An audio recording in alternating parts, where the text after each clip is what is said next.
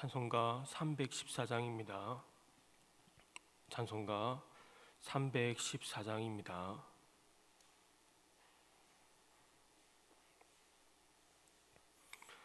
내 구주 예수를 더욱 사랑 엎드려 비는 말 들으소서.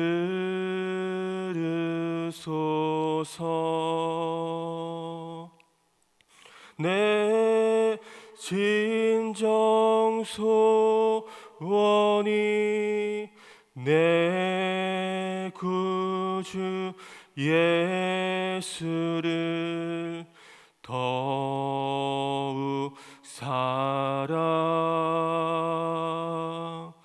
더욱 사랑 이전에 세상 나 기뻤어도 지금 내 기쁨은 오직 예수. 다만 내 비는 말 내 구주 예수를 더욱 사랑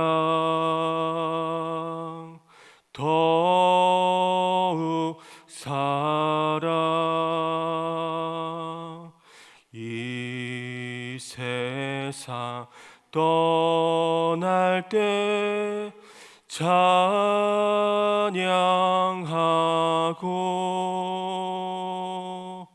숨질 때 하는 말 이것일세.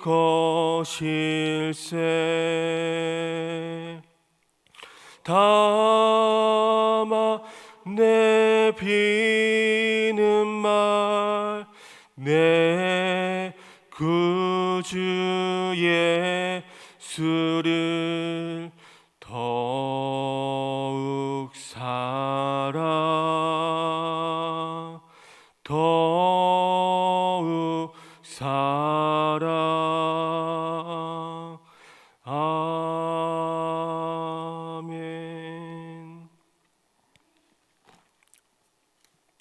하나님 말씀은 출애굽기 24장 1절에서 11절까지 말씀입니다. 출애굽기 24장 1절에서 11절까지 말씀 교독하시고 마지막 절을 같이 읽겠습니다.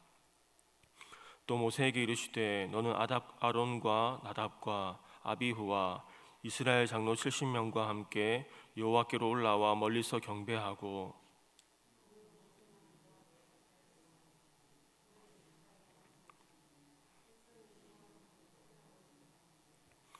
모세가 와서 여호와의 모든 말씀과 그의 모든 율례를 백성에게 전하매 그들이 한 소리로 응답하여 이르되 여호와께서 말씀하신 모든 것을 우리가 준행하리이다.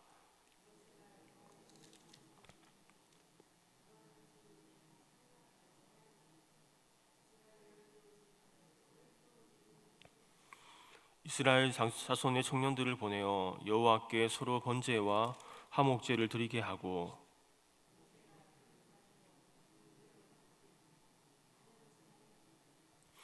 언약서를 가져다가 백성에게 낭독하여 듣게 하니 그들이 이르되 여호와의 모든 말씀을 우리가 준행하리이다.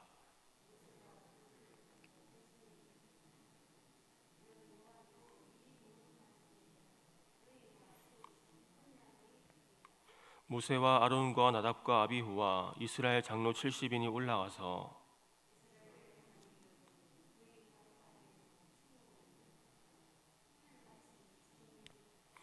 하나님이 이스라엘 자손들의 존귀한 자들에게는 손대지 아니하셨고 그들은 하나님을 뵙고 먹고 마셨더라. 아멘.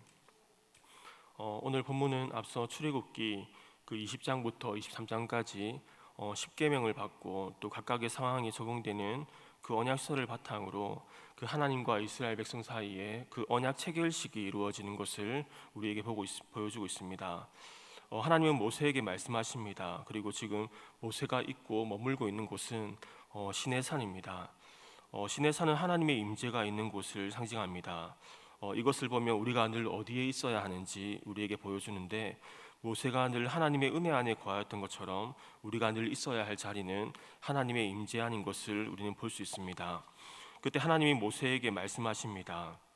우리가 성경을 읽어도 또 기도할 때에도 그렇고 찬양하고 예배할 때에도 하나님 은혜 안에 있을 때 그분은 말씀하십니다. 물론 그렇지 않을 수도 있지만은 은혜 안에 있을 때 그분은 말씀하시고 그분의 말씀을 우리는 분명히 알아들을 수 있습니다. 하나님은 모세에게 이렇게 말씀하십니다. 1절과 2절입니다. 또 모세에게 이르시되 너는 아론과 나답과 아비후와 이스라엘 장로 70명과 함께 여호와께로 올라와 멀리서 경배하고 너 모세만 여호와께 가까이 나아오고 그들은 가까이 나오지 말며 백성은 너와 함께 올라오지 말지니라. 하나님께서 당신이 임재하여 계신 시내산으로 가까이 나아올 수 있도록 허락하신 자들의 이름과 명단입니다. 여기서 이스라엘 장로 70명은 이스라엘의 12지파에서 각각 6명씩 선별된 이스라엘의 지도자급 인사였습니다. 그 72명 가운데 나답과 아비후를 제외한 사람들이었습니다. 이처럼 하나님께서 수많은 대표자들을 선별하신 것은 하나님인 이스라엘의 모든 백성과 그 언약을 맺으시기 원하시는 하나님의 따뜻하고 아름다운 마음이 반영된 것이라고 볼 수 있습니다. 그리고 70이라는 숫자는 완성을 상징하는 7이라는 숫자와 충만을 상징하는 10이라는 수가 결합된 것으로 이것은 하나님의 백성으로서 이스라엘 전체의 완전함을 원하는 상징적인 숫자라고 볼 수 있습니다. 그렇게 많은 자들이 하나님 앞에 나왔는데 그들의 있는 위치는 달랐습니다. 모세는 하나님께 가까이 나아갈 수 있었지만 모세를 제외한 사람들은 멀리서 경배해야만 했습니다. 우리도 하나님께 가까이 나아가 하나님을 경배하는 사람이 있고 멀리서 경배하는 사람도 있습니다. 이것은 신앙의 깊이에 따라서 이 경배의 깊이도 달라진다는 것을 우리에게 보여줍니다. 우리가 날마다 더 하나님께 더 가까이 나아가기를 갈망하는 저와 여러분 될 수 있기를 바랍니다. 3절부터 8절까지는 신의 산 언약의 체결하는 것을 우리에게 보여주고 있습니다. 3절입니다. 모세가 와서 여호와의 모든 말씀과 그의 모든 율례를 백성에게 전하매 그들이 한 소리로 응답하여 이르되 여호와께서 말씀하신 모든 것을 우리가 준행하리이다. 모세는 시내 산에서 내려와서 이스라엘 회중으로 향하여 이 모든 말씀과 그의 모든 율례를 백성에게 전했습니다. 여기서 모든 말씀은 앞서 십계명을 의미하고 이 모든 율례는 앞서 언약서를 의미합니다. 그리고 그 말씀을 들은 백성들은 한 소리로 응답하는데, 그들이 한 소리로 응답하여라는 말은 당시 이스라엘 백성이 일제히 그리고 한 마음을 이루어 동일한 대답을 했음을 보여줍니다. 그들은 여호와께서 말씀하신 모든 것을 우리가 준행하리이다라고 대답하는데, 이 명사는 미완료형 동사로서 우리가 끊임없이 그 말씀을 쫓아서 행하겠습니다라는 그 이스라엘의 단호한 의지가 담겨 있습니다. 우리는 하나님의 말씀을 그저 듣고 읽는 것으로 만족하는 것이 아니라 그 말씀을 우리의 삶에 적용하고 또 실천해 감으로써 하나님의 뜻을 온전히 이루어야 하는 것입니다. 이를 위해 먼저 필요한 것은 이스라엘 백성들이 보여준 것처럼 이 말씀만을 쫓아 순종하겠다는 적극적인 의지가 필요합니다. 그리고 4절을 보면 모세가 하나님의 모든 말씀을 기록했다라고 말씀합니다. 이스라엘 백성이 한 목소리로 여호와의 말씀을 준행하겠다라고 맹세한 이후에 이 모세는 하나님의 말씀을 기록하여 문서로 남기려 했습니다. 그 언약을 체결한 이후에 그 내용을 기록하여 보관하는 일은 당시 고대 사회에서 보편적으로 이루어지는 행위였습니다. 언약 내용의 문서화를 통해 언약을 깨뜨리는 행위를 할 수 없도록 한 것입니다. 이때 모세는 성령 하나님의 감화 감동을 받고 한 점 오류도 없이 하나님이 전해주신 말씀들을 기록했고, 이것은 이후에 모세오경 내용의 일부가 되었습니다. 또한 모세가 하나님의 모든 말씀을 기록한 것은 이스라엘 백성들로 하여금 그 말씀을 잊지 않고 영원히 지키도록 하기 위함이었습니다. 하지만 이후 이스라엘의 역사를 보면 그들은 하나님의 말씀에 순종하지 못하고 범죄하는 것을 보게 됩니다. 그 이유는 그들이 기록된 말씀을 가지고는 있었지만 그것이 자신들의 마음판에는 새기지 못했기 때문입니다. 이것은 오늘날 우리에게도 동일하게 적용되는 원리인데, 우리는 하나님의 말씀을 간직하는 것으로 그치지 않고 우리의 마음판에 새기는 은혜가 있기를 바랍니다. 그래야 우리는 언제나 하나님 말씀에 순종하고 범죄하지 않을 수 있습니다. 시편 119편 11절 말씀이 이렇게 말씀하는데, 내가 주께 범죄하지 아니하려 하여 주의 말씀을 내 마음에 두었나이다. 주의 말씀을 내 마음에 둘 때에 우리는 범죄하지 않을 수 있습니다. 주의 말씀을 내 마음에 둘 때에 그 말씀이 내 안에서 능력으로 역사하시게 되는 것입니다. 그래서 신명기 6장 6절 말씀은 내가 내게 명하는 이 말씀을 너는 마음에 새기고 라고 말씀하는 것처럼, 이 하나님의 말씀을 마음에 새기고 그 마음에 두고 살아가는 저와 여러분이 될 수 있기를 바랍니다. 그리고 5절부터 8절까지는 하나님과 이스라엘 백성 사이에 마침내 선밋 언약이 체결되는 장면을 기록하고 있습니다. 5절에서 8절입니다. 이스라엘 자손의 청년들을 보내어 여호와께 서로 번제와 화목제를 드리게 하고, 모세가 피를 가지고 반은 여러 양푼에 담고 반은 제단에 뿌리고 언약서를 가져다가 백성에게 낭독하여 듣게 하니, 그들이 이르되 여호와의 모든 말씀을 우리가 준행하리이다. 모세가 그 피를 가지고 백성에게 뿌리며 이르되, 이는 여호와께서 이 모든 말씀에 대하여 너희와 세우신 언약의 피니라. 여기서 청년들은 20세 정도의 건강한 청년들을 일컫는데, 그들은 소를 잡고 번제와 화목제를 드립니다. 하나님과 언약을 체결하는 자리 가운데 이 번제와 화목제를 드린 것은 아주 적절한 행동이었습니다. 번제는 희생제물의 전체를 태워 하나님께 드리는 것으로 이 하나님께 대한 온전한 헌신을 상징하고, 화목제는 하나님과 경배자의 화목과 친교를 상징하는 제사로, 이 하나님과 언약을 체결하는 자리 가운데 두 제사가 드려진 것은 참으로 적절한 행동이었습니다. 그리고 그 언약은 피로 맺어진 언약이었습니다. 모세는 그 피를 취하여서 이 반은 제단에 뿌리고 나머지 반은 백성에게 뿌리는 것을 보게 됩니다. 여기서 피는 다른 피가 아닌 희생 제물에서 받아낸 바로 그 피를 의미합니다. 즉 이제 막 생명을 취하여 잡아 죽인 바로 그 짐승의 피입니다. 성경에서 피는 생명을 상징하는 것으로 각종 제사와 언약을 체결하는 데 필수적인 요소였습니다. 모세가 하나님과 이스라엘 백성 사이에 그 언약을 체결하기에 앞서 희생의 피를 취한 것은 생명을 담보하고 그 언약을 기필코 준수하겠다는 결연한 의지가 반영된 행동이라고 볼 수 있습니다. 그렇게 희생제물의 피를 제단과 백성들에게 뿌림으로써 이 하나님과 이스라엘 백성 사이에 언약이 맺어졌습니다.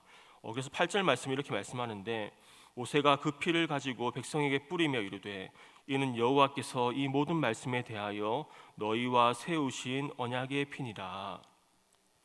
이와 같이 하나님과의 모든 언약은 피로 말미암아 이루어지고, 피 흘림이 없이는 하나님과 관계를 맺을 수가 없는 것입니다.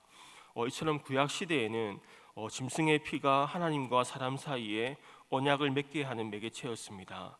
하지만 신약 시대는 예수 그리스도의 피로 하나님과 사람 사이에 영원한 새 언약이 성립되었습니다. 예수님은 최후의 만찬에서 이렇게 말씀하셨습니다. 또 잔을 가지사 감사기도 하시고 그들에게 주시며 이르시되, 너희가 다 이것을 마시라. 이것은 죄사함을 얻게 하려고 많은 사람을 위하여 흘리는 바 나의 피 곧 언약의 피니라. 그 예수 그리스도의 피가 하나님과 우리 사이의 언약의 피입니다. 그래서 우리는 하나님과 화평을 누리고 화목함을 누리게 된 것입니다. 죄인인 우리가 거룩하신 하나님과 교제하고 그 안에 거하고 그분과 화목함을 누리는 것, 그 자체가 참으로 놀라운 기적이고 가장 큰 복일 것입니다. 그리고 언약을 맺은 다음에 이제 그 당시 가운데 이스라엘 백성들 가운데 놀라운 일이 벌어지는데, 당시 언약 체결 의식 후에 축하하는 의미의 연회가 벌어졌는데, 하나님이 이스라엘 장로 70명과 모세, 아론, 나답과 아비후와 함께 먹고 마시는 연회가 벌어진 것을 볼 수 있습니다. 9절에서 11절입니다. 모세와 아론과 나답과 아비후와 이스라엘 장로 70인이 올라가서 이스라엘의 하나님을 보니 그의 발 아래에는 청옥이 편듯하고 하늘같이 청명하더라. 하나님이 이스라엘 자손들의 존귀한 자들에게 손을 대지 아니하셨고 그들은 하나님을 뵙고 먹고 마셨더라. 그들은 하나님을 보게 되었습니다. 그들은 그의 발 아래에서 표현처럼 하나님의 작은 부분을 보게 되었습니다. 하나님의 입장에서는 아주 작은 부분이었지만 이 사람의 입장에서는 너무나 감격스럽고 삶을 완전히 변화시킬 가슴 벅찬 경험이었습니다. 여기서 청옥은 푸른 색깔을 띤 맑고 투명하며 영롱한 빛을 발하는 사파이어 보석을 가리킵니다. 청옥은 순결과 거룩을 상징하고 그 맑기가 하늘처럼 청명했음을 보여줍니다. 이스라엘 대표자의 눈앞에 펼쳐진 황홀하고 찬란한 광경에 압도되어서 그 인간의 글로는 정확하게 표현할 수 없었기에 그 같은 큰 간격을 단지 청옥과 같은 보석과 맑고 푸른 하늘에 비유하고 있는 것을 볼 수 있습니다. 이것은 인간이 감히 제대로 표현할 수 없는 거룩함이 깃들어 있습니다. 그리고 11절에 그들이 하나님을 뵙고라는 말의 의미는 이 원어적으로 네 가지 의미가 있는데 이 네 가지 은혜가 우리에게 있길 바랍니다. 첫 번째는 사랑하는 자가 자신의 연인을 응시하는 것, 두 번째는 어떤 경험을 통해 영적인 깨달음을 갖는 것, 세 번째는 인간들에 대한 하나님의 인자하심을 표현한 것, 네 번째는 계시를 통하여 하나님을 보게 되는 것, 이 네 가지를 의미하고 있습니다. 이처럼 이스라엘 대표자들은 언약의 관계를 체결하고 이제 하나님을 더욱 깊이 알아갔음을 우리에게 보여주고 있습니다. 하나님의 입장에서는 작은 지식이었지만 우리도 하나님과의 더 깊은 만남이 있기를 원합니다. 이제 그 모든 사람들은 하나님을 알게 되었습니다. 그리고 하나님과 함께 연애를 베풀고 즐거워하는 모습을 우리에게 보여주고 있습니다. 이것을 보며 이 말씀이 생각났습니다. 로마서 5장 10절과 11절입니다. 곧 우리가 원수 되었을 때에 그의 아들의 죽으심으로 말미암아 하나님과 화목하게 되었은즉 화목하게 된 자로서는 더욱 그의 살아나심으로 말미암아 구원을 받을 것이니라. 그뿐 아니라 이제 우리로 화목하게 하신 우리 주 예수 그리스도로 말미암아 하나님 안에서 또한 즐거워하느니라. 우리가 하나님 안에서 많이 즐거워할 수 있기를 바랍니다. 웨스터민스터 신앙고백의 첫 번째 내용처럼 우리의 목적은 하나님을 영화롭게 하고 또 하나님을 영원토록 즐거워하는 것입니다. 우리가 세상이 아닌 그 하나님을 가장 즐거워할 때 하나님은 우리의 삶을 통해 영광을 받으십니다. 오늘 거룩한 주일 우리가 예수 그리스도의 새 언약의 피로 하나님과 화목하게 되었음을 알고 하나님을 즐거워하는 하루 되시기를 바랍니다.